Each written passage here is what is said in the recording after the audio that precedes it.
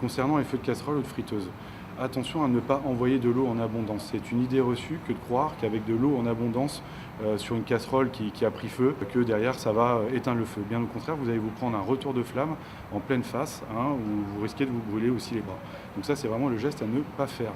Ce qu'il faut faire tout simplement, c'est couper le gaz ou l'électricité de la cuisinière et ensuite mettre un linge mouillé type serpillière sur la casserole ou la friteuse pour étouffer le feu. Si vous ne le sentez pas parce que le feu est déjà trop important et que vous avez peur effectivement de vous brûler, vous fermez la porte de la cuisine derrière vous pour que le feu reste dans la cuisine.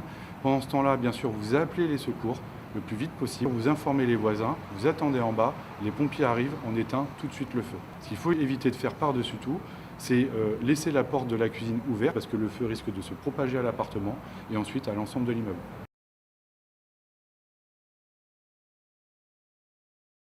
Si le feu s'est propagé dans la cage d'escalier ainsi que les fumées toxiques, il faut rester chez vous, ne pas chercher à emprunter la cage d'escalier au risque de vous intoxiquer.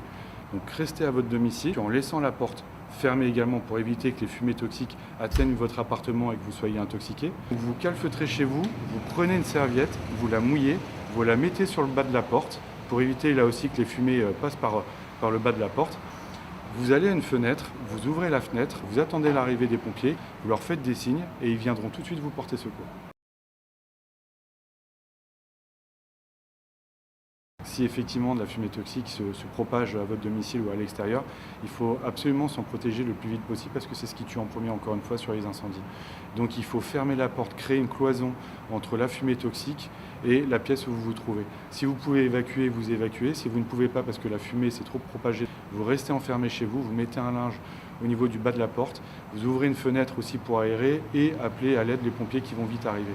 Ensuite, oui, vous pouvez mettre un linge sur votre bouche, sur les voies respiratoires pour effectivement éviter d'inhaler trop de fumée toxique.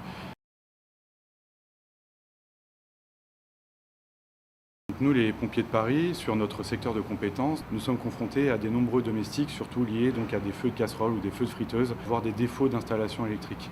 Veillez à ne pas surcharger vos prises électriques, veillez que tout soit aux normes, faites revoir votre installation électrique régulièrement. On fait encore trop de feux liés à des cigarettes qui sont mal éteintes.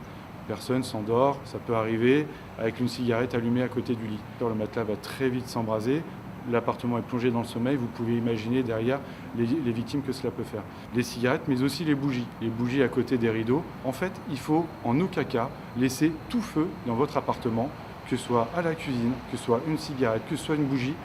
Ne jamais la laisser sans surveillance. En forêt, beaucoup de feux sont causés par des cigarettes ou par des campings sauvages ou des barbecues mal éteints ou pas protégés. Attention à ce que le barbecue ne soit pas à proximité d'arbres, de végétation, parce que là, ça peut tout de suite se propager à votre maison.